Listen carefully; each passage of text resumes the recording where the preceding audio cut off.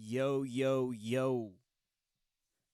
What is up, guys? Welcome back to TWE Charts. All right, man. We are going to cover the cycle here. Got some pretty interesting stuff that hasn't happened before on the AMC chart, so this is pretty exciting stuff. Guys, before we get started, make sure you smash that like button. All right, subscribe if you haven't. AMC has been trading sideways for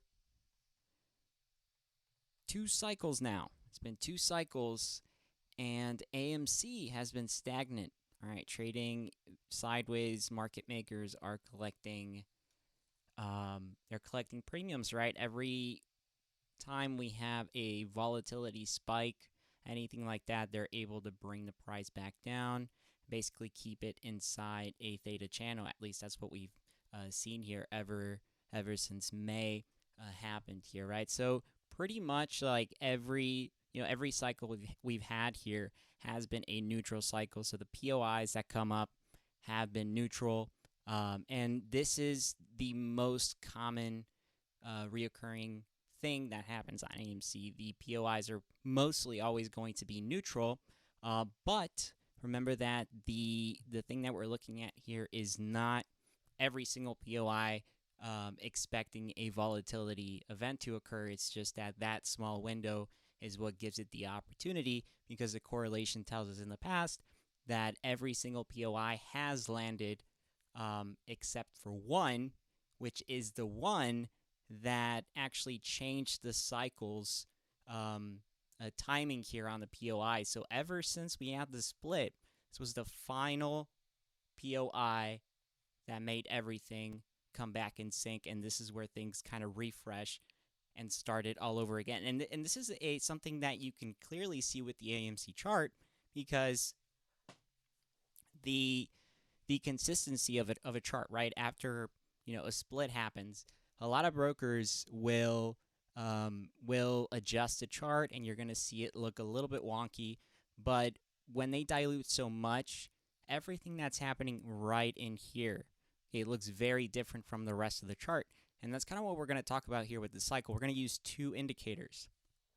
All right, so the first one is going to be the changes indicator, so the rate of change. Now, I've already implemented this inside the next indicator that we're going to talk about here, so the 2 are working together to give us a smooth a chart here, and this is a good way to see the cycle, like a clear picture of the way the cycle runs on AMC, okay? So again, rate of change. We are using a few parameters here. We have the rate of change. The length is 60. You guys know that the cycle here runs on a 62-day basis, so we're just rounding to 60. And then I'm going to be using a length of 120 for the fast Fourier transform. And then I'm applying a low pass and then keeping the high pass filter the same as the length here. And this is going to give us a smooth version of pretty much what's happening on this massive AMC chart, because you can barely see what's happening ever since we had the split, right? You can barely see that. So this is going to give us and pretty much validate the cycle, right? Now we're going to bring up everything else. All right, there are a few things that I want to talk about here. Now, with the AMC cycle, right, we are pretty much clumping these together. There are 2 POIs, and this is what is interesting here with this specific cycle, right?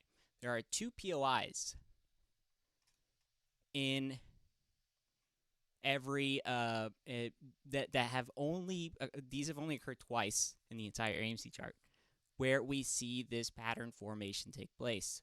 And this pattern formation, again, you're not going to see it on the chart. It's not going to show you that. And that's the point of using the rate of change here in the fast Fourier transform together. We're going to spot the cycle, and we're also going to spot the structure and the way that volume is distributed inside these phases. So these are 120 days in length, okay? And it happened first in January 2021, going into June, and then the second one happened in March, going into August, okay?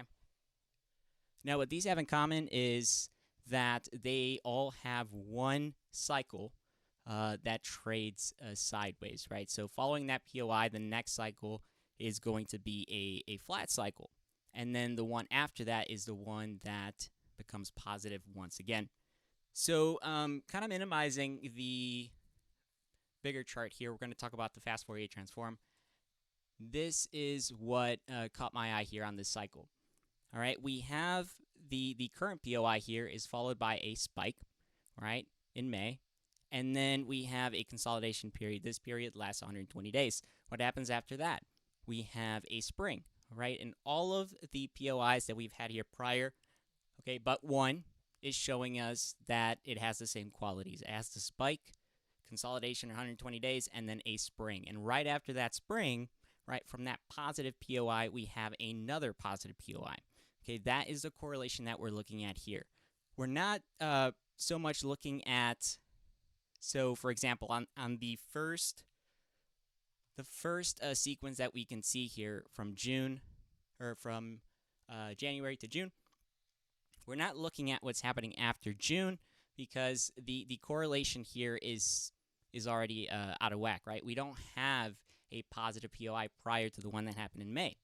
So this is why we're looking at it the same way. If we're looking at two cycles here that show us the same thing, that there is one positive POI, a consolidation period of 120 days, and then another positive POI, that is what the correlation is here. That's the 2-for-2 correlation, apart from just having the cycle here track this 13-day window where we experience volatility, right? So again, all of them are showing the spike, the consolidation, the spring, and then the next spike. Right now, we are inside this next POI.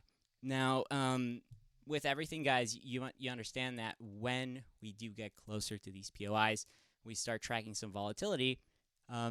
This just, again, gives the opportunity for AMC to climb up around that time because of the correlation, but it doesn't guarantee it, and it never has. We never say, right, that the price is going to just climb or drop very quickly because we're inside. It just gives us the opportunity. But there are a few other things that back this up here for this POI. This is just one of many things. If you look at the quad witching candles, okay, this is the next big thing here. These are not monthly candles. They're not yearly candles. These are quad witching candles, okay? We've only seen in a row in one cycle, we've only seen two back-to-back that were green ever since, everything started pumping in 2021, right? It's only happened once, guys. And we have right now, okay, this is why this week is going to be crucial. But right now, if you take a look at the current candle formation, we are green. This is just my projection going into the end of September, okay? It's possible that if this POI hits, right, and the price starts climbing up like crazy this week, right, that we could potentially climb up to either the $7 or $8 range and get us that green candle. This would be the first time that we have two green candles in a row. And then from there, right, every cycle will be unique in its own way.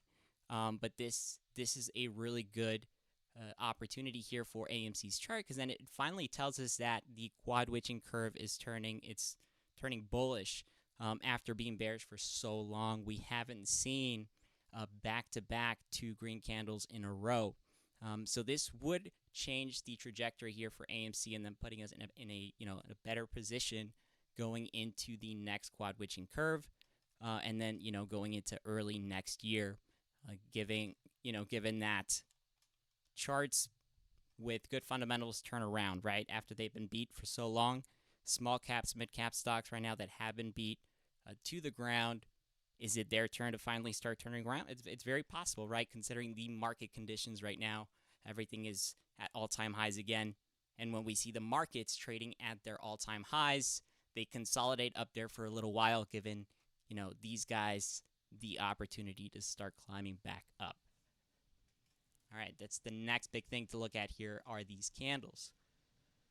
And then finally, we have the fractals that we've been tracking as well as the one-to-one patterns. You guys know we use Plotzy for this on the Discord, and we have a Plotzy the scanner will find reference stocks, historical reference stocks that we overlay on the charts to see how patterns here and how institutions, big market makers use these to basically distribute this volume, right, in this sequence. And what I'm paying attention to right now, and historically speaking right now, with everything and all the patterns we've been tracking, this is the length pretty much that we're tracking for most of these patterns. Anything with data before that won't be as relevant. So here are a few patterns that I want to bring up. All right, the first one, and this is a one-to-one pattern. Okay, got to go on the 4-hour first. There we go. So this is the first pattern, and already you guys can already tell the correlation between it. It's giving us the correct POI. It's got the spring, trade sideways, and then it starts climbing up, basically telling us that either sometime this week or next week we have the potential to keep climbing if we are tracking a similar sequence.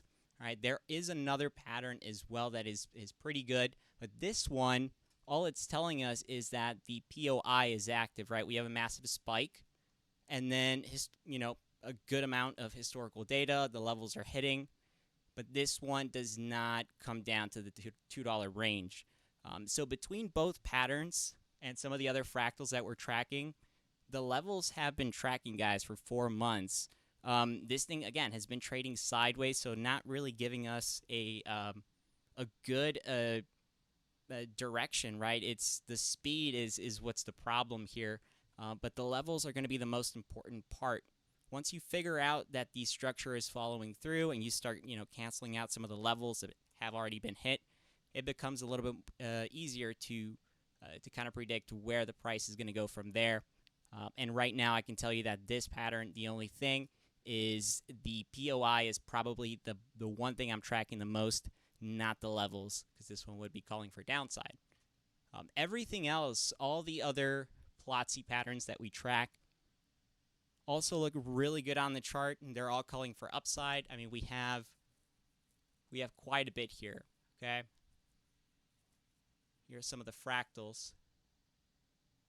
So we have NVAX, right? These guys are going to have more historical data, but these right here I would be tracking once it starts triggering these higher levels.